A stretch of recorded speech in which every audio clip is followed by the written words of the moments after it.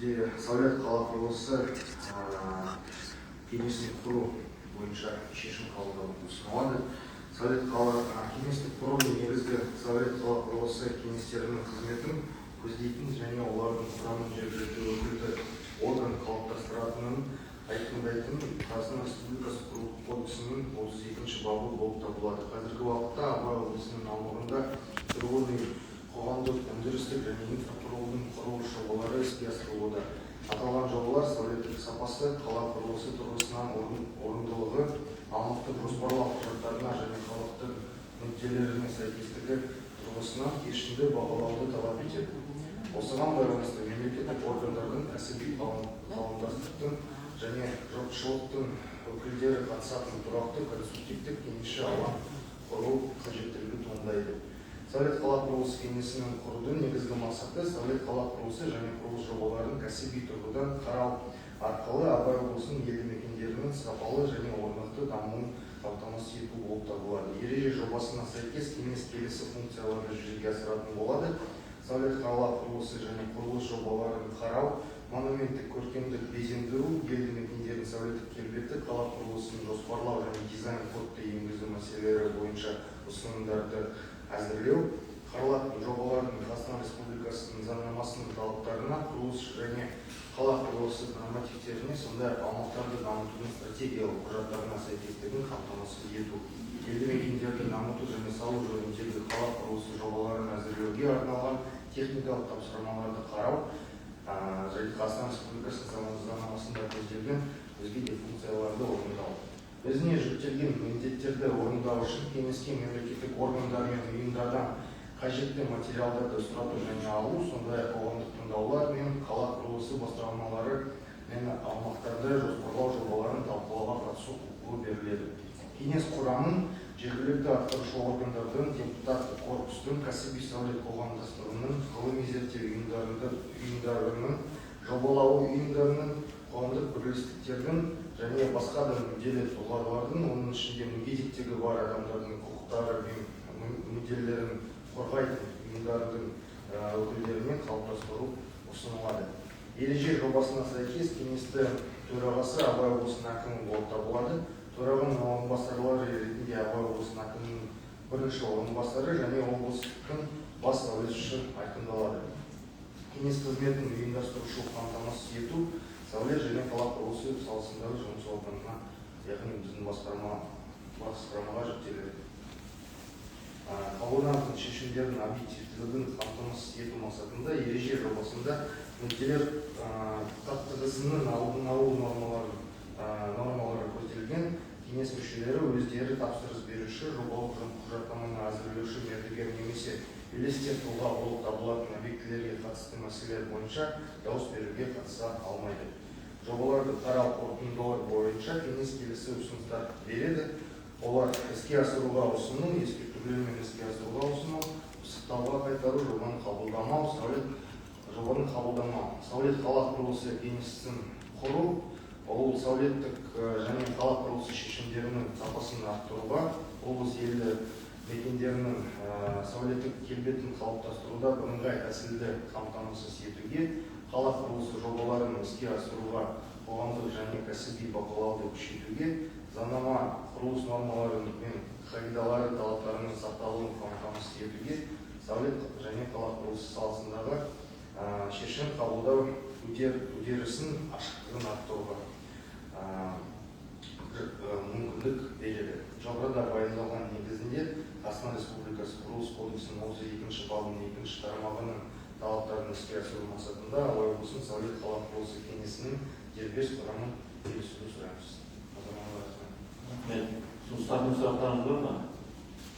Жоқ болса орынды ұсынылған шешім жобасы қолданыңызда бар, кім қолдайды? Қарсы, қалыс шешім қабылданды. Күн тәртібіндегі тоғыз мәселе бойынша сөз Елдар Құсманұлына беріледі.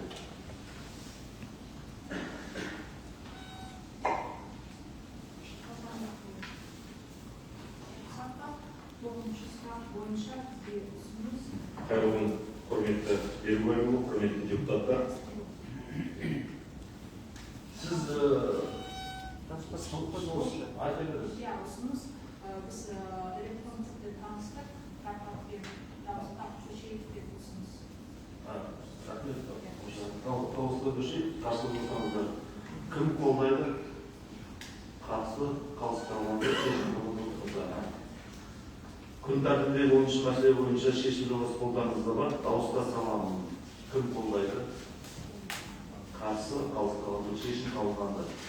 Құрметті депутаттар, күн тәртібіндегі мәселе толығымен қаралды. Келесі сөз Скелбегі облыс әкімі Берік Оғалиұлына беріледі. Қорытындылар берсеңіз. Құрметті депутаттар, әріптестер, енді өздеріңіз көрдіңіздер, мемлекет басшысының осы облыстарда бөлген жұмыстардың барлығы өз функцияларын міндеттерін орындау үшін бар күш-жігерімізді салып жұмыс атқарып жатырмыз. Облысымызда атқарылып жатқан жұмыстар ауқымды. Өздеріңіз көрдіңіздер, есепте айттық, тұрақты өсім бар. Бұның барлығы әрине бірлесе салған атқарып отырған еңбектің нәтижесі деп білеміз. Сол себепті барша депутаттарға осы қолдауларыңыз үшін алғыс айтамыз. Үнемі бірлесіп осы облысымыздағы өзекті мәселелерді көтеріп бірлесіп шешу жолында талмай жұмыс жасап келе жатырмыз. Сол себепті сіздерге жұмыстарыңызға табыстаймыз. Енді ең бастысы мемлекет басшысы өткенде алып барғанда есеп берген кездегі айтқаны күзде арнайы өзім келемін деді. Облысқа келемін, көремін, атқарып жатқан осы жұмыстардың барлығын өз көзіммен көріп бағасын беремін. Енді шынымен де алайда құрмет деген акция бұл бірегей бастама. Президентіміздің тікелей қолдауымен жүзеге асырылып жатыр. Бұны өздеріңіз білесіздер, бұндай ауқымды құрылыс жұмыстары кезінде Астана қаласын салған кезде және Түркістан облысы ашылған кезде ғана жүзеге асырылған. Бұндай ауқымды құрылыстар семей болғанда шынымен бір мезетте осындай құрылыс жұмыстары жүргізілген емес. Оны өздеріңіз осы жергілікті азаматтар барлықтарыңыз осы жердің тумасыздар, білесіздер, шынымен осының барлығын қолдау білдіріп, осының барлығын жүзеге асырып салғызса, бұнда семейіміздің жаңа келбеті, жаңа қаласы қалыптасатындығы айқын. Енді бұндай әр облыстан бір ғимарат, әр ұлттық компаниядан бір ғимарат деген бұл енді шын айтқан кезде түсімізге кірмеген жағдай. Осының бәрін жүзеге асырсақ, бұл енді семейіміз бір үлкен мегаполис айналмасы да соған жедел болады деп ойлаймыз. Осыған қолдау білдіріп, елдің арасында халықпен үнемі тікелей байланыста жүресіздер. Осымен өткенде осы слайдтардың барлығын Шапарзан сізге көрдім, депутаттарға да белгілі көріп, халықпен кездескенде айтсаңыздар, осындай жұмыс жүргізді. Бұл тек қана осы алайда құрмет акциясының аясында. Ал енді мына үкімет басшысы келген кезде, үкімет басшысының орынбасарлары келген кезде шешіліп жатқан жұмыстар өз алдына.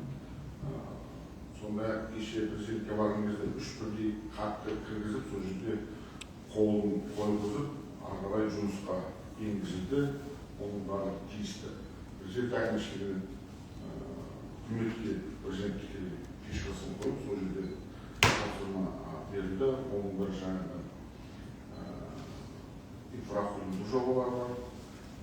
Бұның барлығын сұрағымыз беріп жатыр. Бекер обалы. Осы себепті барлығы осы біздің облысымыздың соңғы ширек ғасырдағы кеткен есесінің өтеуі деп қабылдауымыз керек. Бұйырса үкімет тарапынан қолдау бар. Соны халық болып, ел болып жүрген жерімізде мемлекет басшысына, үкіметке алғысымызды айтып жүргеніміз абзал деп ойлаймыз. Әйтпесе инфрақұрылым жөнінде ең соңғы орында тұрғанымызды өздеріңіз білесіздер. Республикалық осы облыстардың арасында. Сол себепті шынымен де өте жоғары қолдау, осының барлығын түйсініп, бағалап, халыққа соны жасасақ, халықтың өзі де нәтижесін береді деп ойлаймыз. өйткені бұл кезең біздің осы мемлекет басшысының облысында қолдауы соңғы 4 жылдағы бұл енді сіздер депутат, біз әкімшілік басқарма басшылары осы кезеңде бір команда болып жұмыс жасап жатқаннан кейін соның барлығымызды халықтың игілігі үшін, мемлекет үшін, осы еліміз жеріміз үшін бірлесіп атқаруды өзіміз түсінуіміз керек деп ойлаймыз. Әр жұмысты сапалы, таза, әділ атқарсақ, ол әр жұмыс өз нәтижесін береді деп ойлаймыз. Осы себепті бүгінгі өздеріңіздің алдарыңызда облыс әкімінің өзіне жүктелген функцияларының міндеттері туралы есебін жақсы қабылдап жатқандарыңызға рахмет айтамын. Бірлесіп жұмыс жасай берейік. Қолдауларыңызға көп рахмет. Рахмет, мемлекет басшысының қолдап отырған Ақтөбе облысына жеке көңіл отырған өзінің арқасы оны жасап беріп жатқандықтан өзіңізге көп рахмет. Құрметті депутаттар, Ақтөбе облысы мәслихатының кезекті 37-ші сессиясын жабық деп жариялаймын. Қатысқандарыңызға рахмет. Алтай Камилович, бір не бола ма екен ұсыныс? Биыл бір жаңа кетіп қой, биыл 35 жыл қарыз болып жатқан кезде. Сонымен ойлаймын, ұсыныс ретінде біз ендігі сессиямызды мынау учаскелік сессия соны барып депутаттар бәріміз көрсек, Ерлан Гардешовпен біз ақылдастық. Сонымен ойлаймын, егер де қаржылмасаңыздар, келесі сессияны біз полигонға барып көрсек, сонымен ойлаймын, қабылдасаңыздар, жақсы ойлаймын, бәрімізге көріп қайтса. Музей бар. Дұрыс. Жақсы ойланады. Рахмет. Аяқтайық. Жақсы, рахмет. Рахмет.